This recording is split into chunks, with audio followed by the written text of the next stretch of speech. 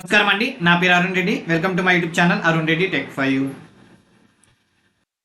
ఈరోజు మన టాపిక్ వచ్చేసి ఇన్హెరిటెన్స్ అండి. సో చూద్దాం ఆ ఇన్హెరిటెన్స్ అంటే ఏంటో. మీరు కనుక వీడియోని ఫస్ట్ టైం చూస్తున్నట్లయితే లేదా మీరు C++ నేర్చుకోవాలనుకుంటే నా ఛానల్ ప్లేలిస్ట్లోకి వెళ్తే అక్కడ మీకు C++ ఇన్ తెలుగు అనే ఫోల్డర్ ఉంటుందండి. దాంట్లో మిగతా C++ వీడియోస్ ఉన్నాయి. ఒకవేళ మీకు ఇంగ్లీష్లో కావాలనుకుంటే C++ అని ఉంటుంది. ఎప్పుడైతే తెలుగు వీడియోస్ అని ఉంటాయో తెలుగు అని ఉంటుందో అవి మాత్రం తెలుగు వీడియోస్ అండి, మిగతావి English videos. For example DBMS ఉంది, అది ఇంగ్లీష్లో ఉంటాయి. DBMS ఇన్ తెలుగు అనేది తెలుగులో ఉంటాయి. ఓకే, సో మీకు C++ఏ కాదు, C కానీ DBMS కానీ పైథాన్ కానీ Excel VBA PowerPoint MS Word ఇలా ఏది కావాలన్నా నా ప్లేలిస్ట్లోకి వెళ్తే అక్కడ మీకు వీడియోస్ తెలుగులో మరియు ఇంగ్లీష్లో అవైలబుల్ అయి ఉంటాయి. సో వెళ్దాం మన టాపిక్కి. రైట్, సో మన టాపిక్ వచ్చేసి ఇన్హెరిటెన్స్ కదా. రైట్, ఇన్హెరిటెన్స్ అంటే ఏంటంటే జనరల్గా మనం వారసత్వం అనొచ్చు. ఓకే, సో మన పేరెంట్స్ నుంచి మనకు వచ్చే ప్రాపర్టీస్ లేదా అప్పులు కావచ్చు, ఆస్తులు కావచ్చు, లేదా కొన్నిసార్లు డిసీజెస్ కూడా వస్తాయి. ఓకే, సో దాన్ని మనం ఇన్హెరిటెన్స్ అంటాం మన జనరల్ లాంగ్వేజ్లో. ఇక్కడ ఏంటంటే ఒక క్లాస్ నుంచి ఇంకో క్లాస్కి ఎప్పుడైతే ప్రాపర్టీస్ని తీసుకుంటారో దాన్ని మనం ఇన్హెరిటెన్స్ అంటాం.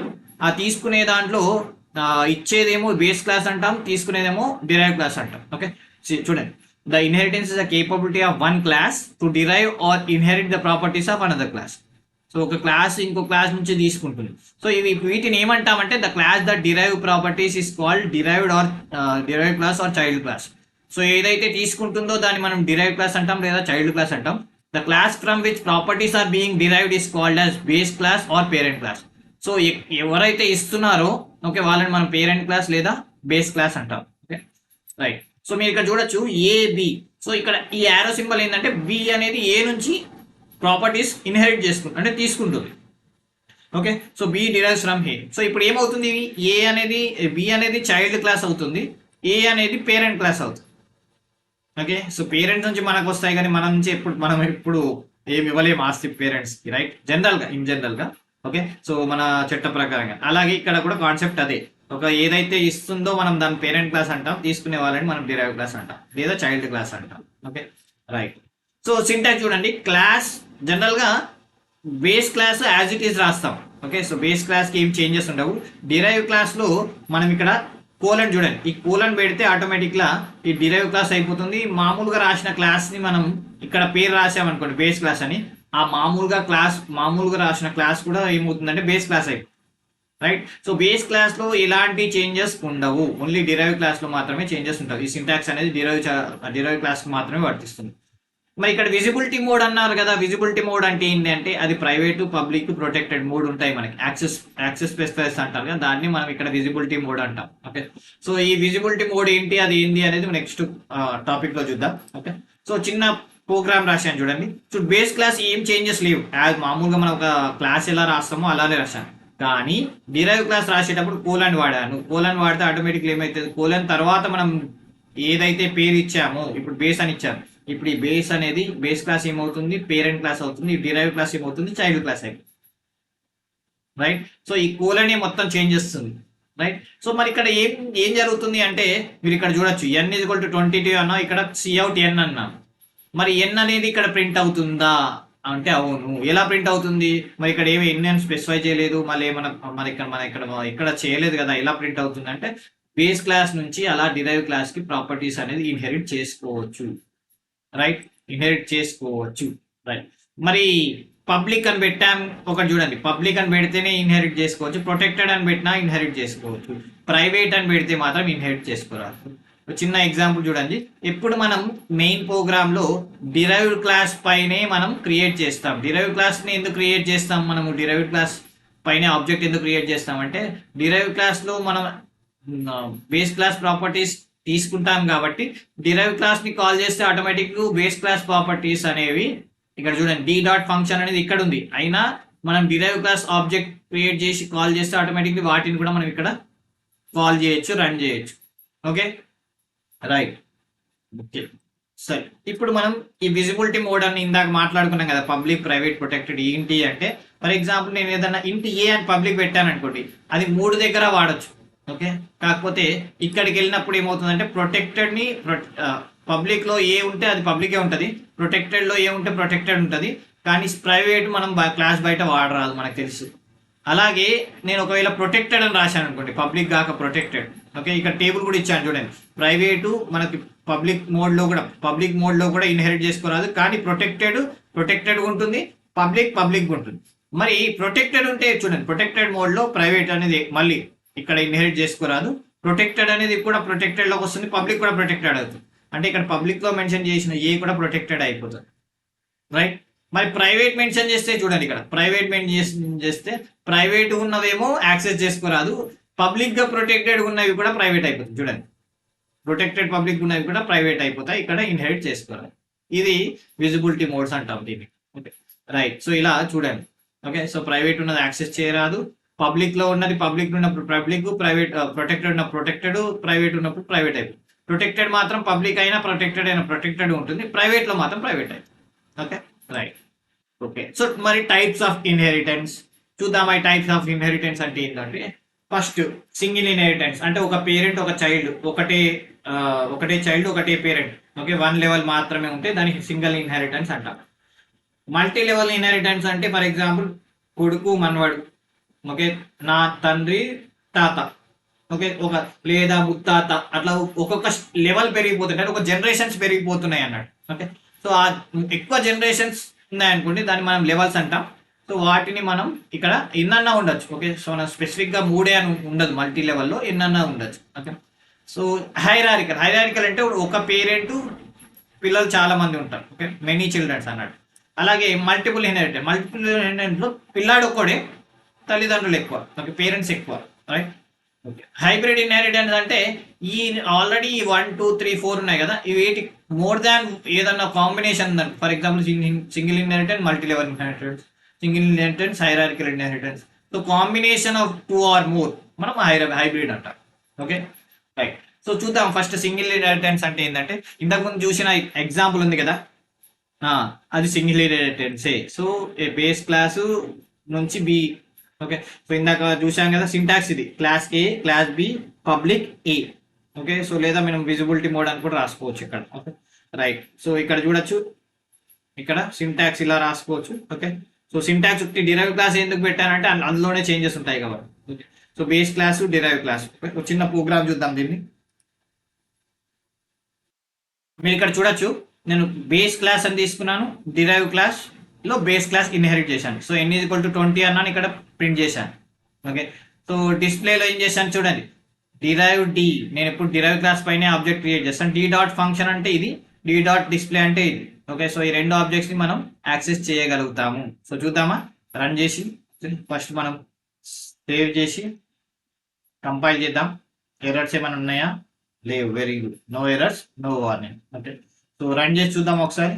రన్, మనకు ఆన్సర్ వచ్చేసి 22, రైట్. ఓకే, సో మనం ఇక్కడ n అనేది 22 తీసుకున్నాం కాబట్టి 22, రైట్. అయింది కదండి. సో ఇక్కడ ఏం జరిగింది, n అనేది 22 ఉంటే ఆ n అనేది ఇక్కడ ప్రింట్ చేసాం. ఓకే, ఇన్హెరిట్ చేసుకున్నాం, రైట్. Okay, right. ఇప్పుడు సారీ అండి, రైట్. ఇప్పుడు మన సింగిల్ ఇన్హెరిట్ తర్వాత మల్టీ లెవెల్ ఇన్హెరిట్. ఇప్పుడు మల్టీ లెవెల్ ఇన్హెరిటెన్స్ అంటే ఏంటి అంటే, ఇది వచ్చేసి ఒకదానికన్నా ఎక్కువ లెవెల్. అంటే ఇందాక మనం అనుకున్నాం, నాన్న తాత లేదా కొడుకు మనవడు, ముని మనవడు, ముత్తాత. సో ఇట్లా ఒక లిమిట్స్ అంటూ ఏముండదు. Okay, so derive class inheritance, another derive class. Okay, ఒక క్లాస్ మనం ఎక్కడి నుంచి డిరైవ్ చేసుకున్నామో అది ఇంకొక దగ్గర నుంచి డిరైవ్ చేసుకుంటుందట. అంటే మన తండ్రి నుంచి మనం ఏమైనా తీసుకున్నాం అనుకో, ఆ తండ్రి మన తాత నుంచి తీసుకున్నాడు. ఓకే, సో దానికి లిమిట్ లేదు, అట్లా ముత్తాత కూడా పోవచ్చు. ఓకే, చూడండి ఇక్కడ సి నేమో బి నుంచి తీసుకుంటే బి ఏ నుంచి తీసుకుంటాం, అంటే ఇంకొక డిరైవ్ క్లాస్ నుంచి మళ్ళీ మనం డిరైవ్ చేసుకుంటాం, రైట్. సో దీన్ని మనం మల్టీ లెవెల్ ఇన్హెరిటెన్స్ అంటాం. చూడండి, ఏ నుంచి బి అనేది ఏ ప్రాపర్టీస్ ఇన్హెరిట్ చేసుకుంటే సి ఏం చేస్తుంది, బి ప్రాపర్టీస్ ఇన్హెరిట్ చేస్తుంది. ఆటోమేటిక్గా ఏది కూడా ఇన్హెరిట్ చేసుకున్నట్టే కదా, రైట్. ఓకే, సో చూడండి ఇక్కడ n = 20. ఓకే, ఈ 20 ఏం చేసింది, m లో సేవ్ చేసుకుంది. చూడండి, m = n అంటే ఇప్పుడు ఈ 22 అనేది m లో సేవ్ అయింది. మళ్ళీ m ని నేను ఏం చేశాను, ఇక్కడ ప్రింట్ చేశాను సిలో, రైట్. ఓకే, ఇప్పుడు ఏమైంది, m ని సిలో ప్రింట్ చేసే వరకంటే ఇక్కడ ఏమైంది చూడండి, ఇక్కడ ప్రింట్ అవుతుంది. ఇప్పుడు ఏమని ప్రింట్ అవుతుంది, 22. ఎందుకంటే 22 అనేది ఏ నుంచి బి తీసుకుంది, బిలో m లో తీసుకున్నప్పుడు బిలో ఇక్కడ ప్రింట్ చేసింది, రైట్. మన దేవ్ C++కి వచ్చాం. చూడండి, క్లాస్ ఏ క్లాస్ ఏని బిలో ఇన్హెరిట్ చేసుకుంటుంది, క్లాస్ బిని సిలో ఇన్హెరిట్ చేసుకుంటుంది. సో ఇప్పుడు నేనేం చేశాను చూడండి, డి డాట్ ఫన్ వన్ అనేది ఇక్కడ, ఫన్2 అనేది ఇక్కడ. చూడండి, నేను క్లాస్ 3లో ఆబ్జెక్ట్ క్రియేట్ చేస్తే నేను బి క్లాస్ని మరియు ఏ క్లాస్ని కూడా నేను యాక్సెస్ చేయగలుగుతున్నాను. అది speciality derive class, right. So ఒకసారి రన్ చేసి చూద్దామా. రన్ చేస్తే చూడండి మన ఆన్సర్ 22 వచ్చింది మళ్ళీ, రైట్. సో మళ్ళీ ఒకసారి చూద్దామా ఇది ఎలా వచ్చిందో. ఓకే, సో ఫస్ట్ నేను ఎన్ అనేది ఎంలో సేవ్ చేసుకున్నాను. ఓకే, ఎంని మళ్ళీ నేను ఇక్కడ ప్రింట్ చేశాను. సో ఇక్కడ నేను ఆటోమేటిక్గా ఏ యాక్సెస్ చేయగలిగాను, బిని యాక్సెస్ చేయగలిగాను, right. Okay, right. Next hierarchical inheritance. ఇది హైరారికల్ ఇన్హెరిటెన్స్ అంటే ఏంటంటే ఇక్కడ మనకు వచ్చేసి మల్టిపుల్ డిరైవ్ క్లాస్, అంటే డిరైవ్ క్లాస్ బేస్ క్లాస్ ఒకటే ఉంటుంది, డిరైవ్ క్లాస్ చాలా ఉంటాయి. ఓకే, సో ఇక్కడ 2 ఉన్నాయి, 3 ఉండొచ్చు, 4 కూడా ఉండొచ్చు.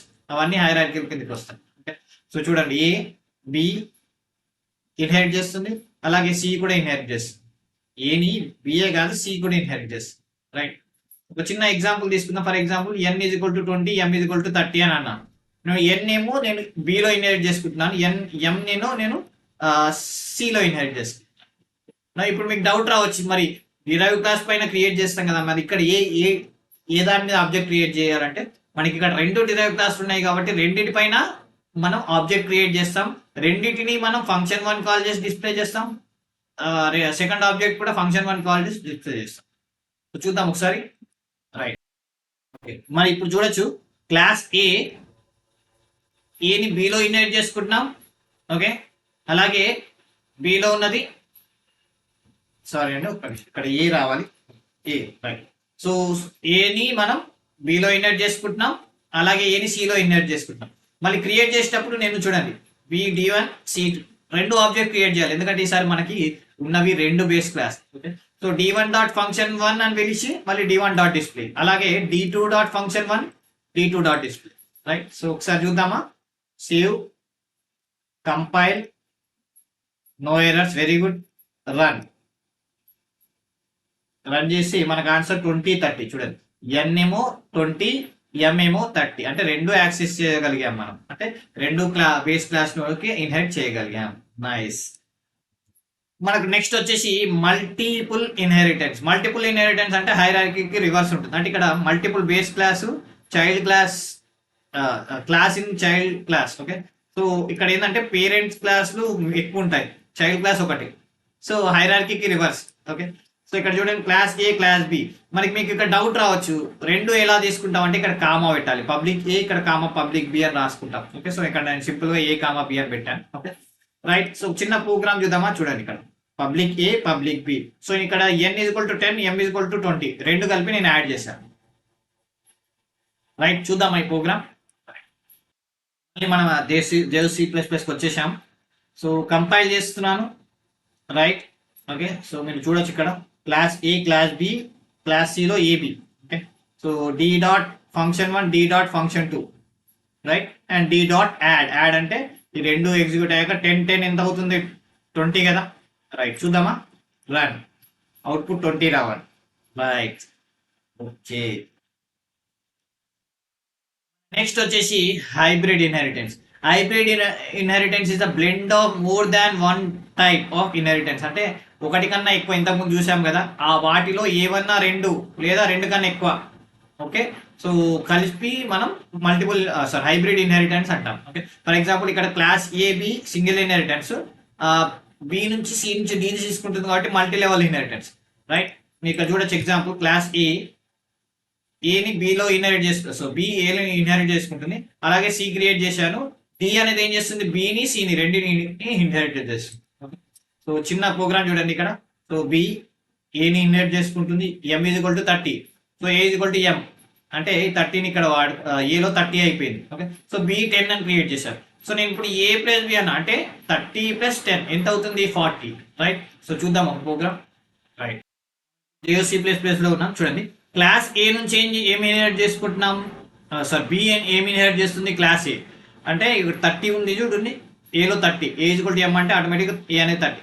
మళ్ళీ సిని క్రియేట్ చేసాం, ఇప్పుడు ఈ బిని డి సిని డిలో ఇన్హెరిట్ చేసుకుంటున్నాం. ఓకే, సో ఇలా మనం మల్టీపాత్ కూడా చేసుకోవచ్చు. ఫర్ ఎగ్జాంపుల్ ఏని సిలో ఇన్హెరిట్ చేసుకొని మళ్ళీ ఇక్కడ చేసుకోవచ్చు. కానీ అప్పుడు ఏం చేయాలంటే మనం పబ్లిక్ బదులు ఇక్కడ మనం వర్చువల్ మోడ్ అని పెట్టాలి. ఇక్కడ పబ్లిక్ ప్లేస్ లో వర్చువల్ అని పెట్టాలి. ఓకే, సో ఎందుకు అనేది నేను నెక్స్ట్ చెప్తాను. Okay, right. సో ఇక్కడ చూడండి d1.function d1.function2 d1.function3 అంటే అన్నిట్లో యాక్సెస్ చేయగలుగుతున్నాను నేను డి నుంచి. రైట్. సో ఇక్కడ ఒకవేళ మల్టీపాత్ ఉంది అనుకోండి, అప్పుడు రెండు వస్తాయి కాబట్టి కన్ఫ్యూజ్ అయిపోతుంది. అంటే నువ్వు ఈ బి నుంచి ఇన్హెరిట్ చేసుకుంటున్నావా సి నుంచి ఇన్హెరిట్ చేసుకుంటున్నావా అని కన్ఫ్యూజ్ ఉంటుంది. ఓకే, అందుకోసం మనం అక్కడ వర్చువల్ అని రాస్తాం. Okay, right.